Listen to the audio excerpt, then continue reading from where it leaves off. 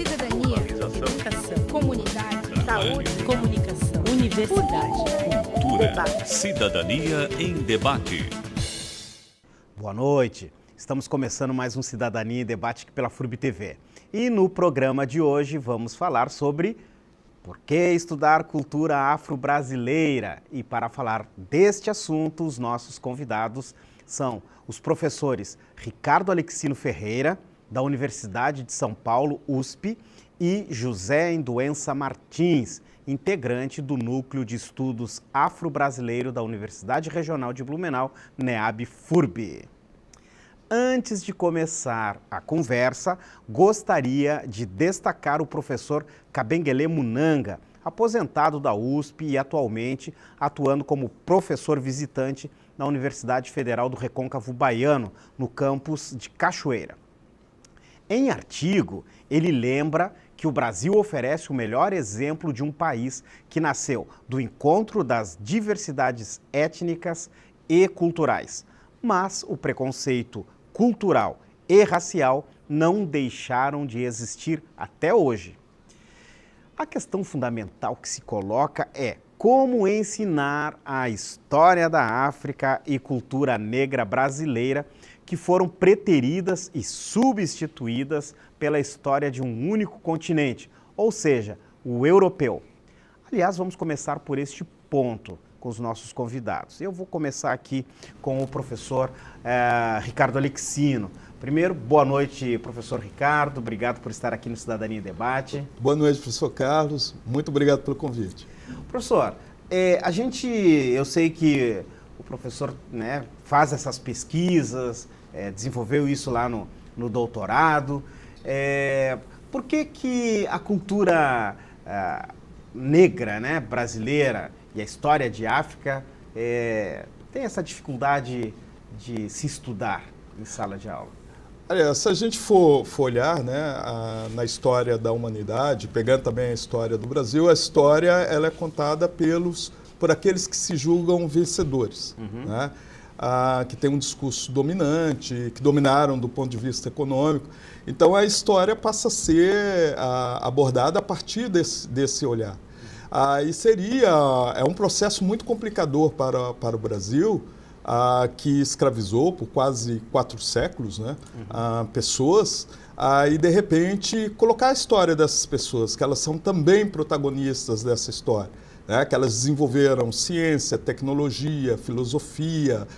Então, assim, como eu vou colocar essas pessoas que eram tidas como objetos, como sendo bastante importantes dentro do processo cultural, né? Cultural, político, econômico. Então, é um grande nó que o Brasil tem. Inclusive, quando a gente vai pegar, até no aspecto econômico, né? Se você tem uma população que ficou durante 4 séculos trabalhando de graça, sem receber nada e sofrendo violência, significa que toda a riqueza que foi produzida no país, ela é ilegítima. Porque assim, você tem pessoas que trabalharam sem receber nada e construíram a riqueza de outros. Então isso é um impasse muito grande. Por isso que talvez o racismo é uma forma de proteção, né, desses grupos dominantes, de forma que eles não precisam responder a essas questões. E eles tentaram legitimar com as teorias raciais na segunda metade do século XIX, né? Então, assim, eles tiveram que assumir a política do país, por exemplo, porque o negro ele seria inferior. Então, as teorias raciais vão trabalhar dentro desse projeto, né, de embranquecimento. Mas eu acho que o que a gente tem aí são grandes nós e que incomodam.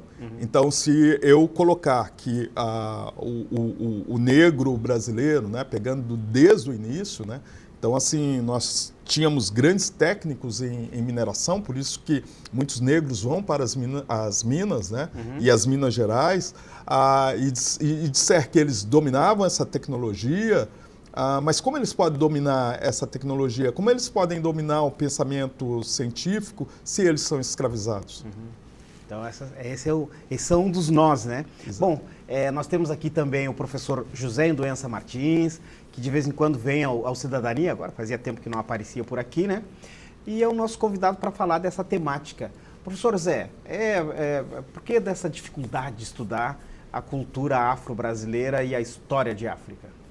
Bom, eu gostaria de falar a respeito disso, né, e principalmente na literatura, mas de modo geral na cultura, a partir da visão de Albert Memmi, que diz que enquanto não se eliminar essa lógica colonialista, não há espaço para duas maneiras de ver o mundo, né? Uhum. A lógica colonialista diz: alguém coloniza, alguém é colonizado. Logo, quem é colonizador não vai permitir, por exemplo, não vai deixar, pelo menos numa situação de igualdade, que uma outra cultura que não seja do colonizador permaneça ou tenha espaço nos espaços onde o colonizador se manifesta.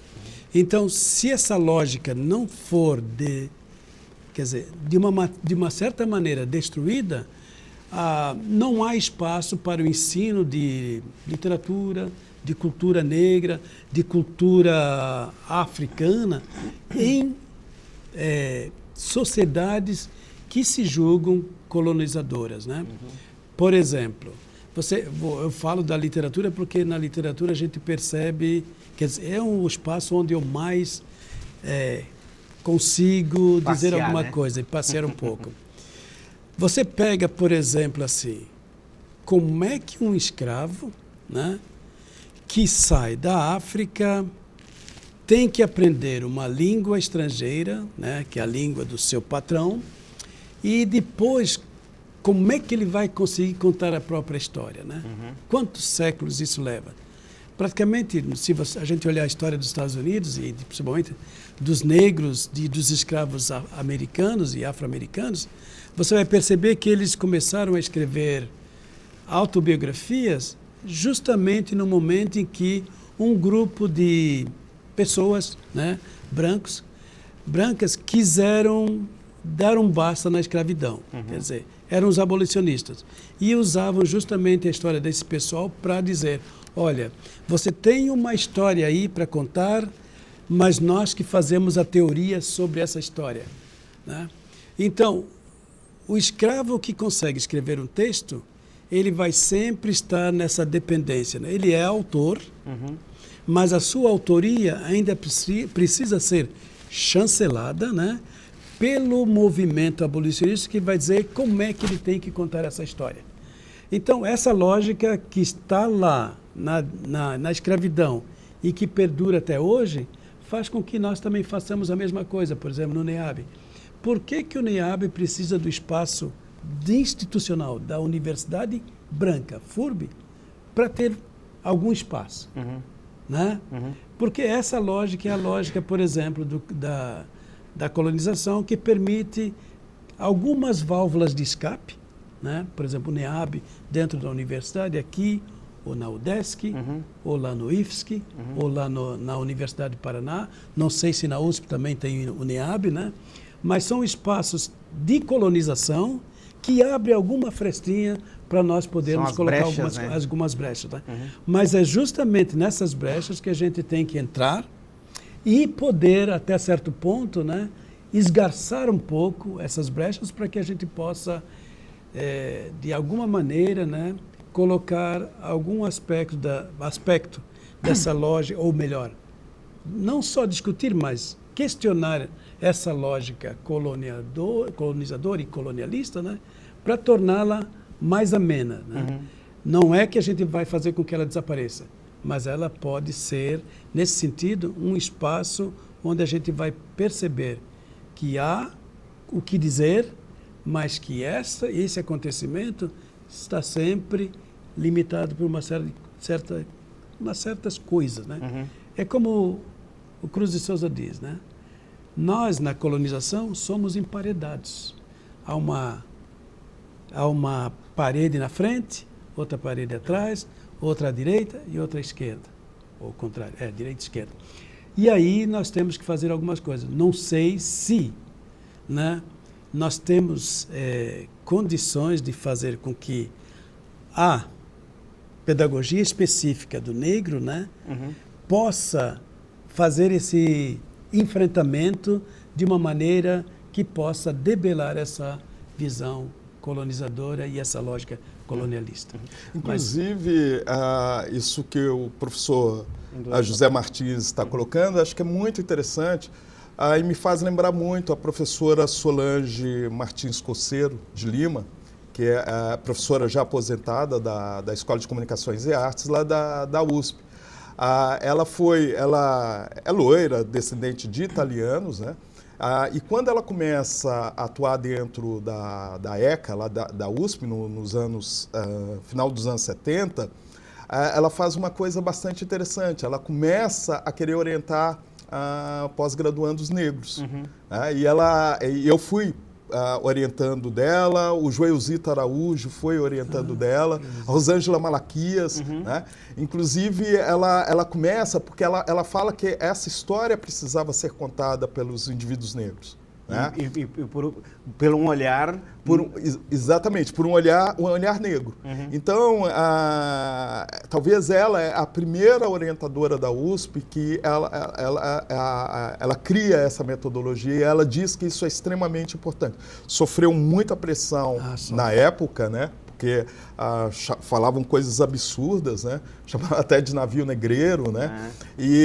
Mas ela nunca abriu mão disso. E ela, imagina só, nos 70, 80, né? Ela estava na contemporaneidade, porque ela começa a formar intelectuais negros que vão para tudo quanto é parte do país e que começam a levar essas questões, e no caso com recorte para a comunicação, né, para dentro de diferentes instituições. Então, eu acho que isso que o professor José Martins está colocando é extremamente importante. E quando fala em pedagogia, é construção de projetos, né? Não é só a prisão da grade curricular. Mas, aliás, eu queria abordar essa coisa da pedagogia, mas eu vou fazer um pequeno intervalo. Na volta, vou aqui perguntar para os professores que são experientes o que é essa pedagogia negra e como ela pode ser utilizada nessa educação formal. A gente já volta.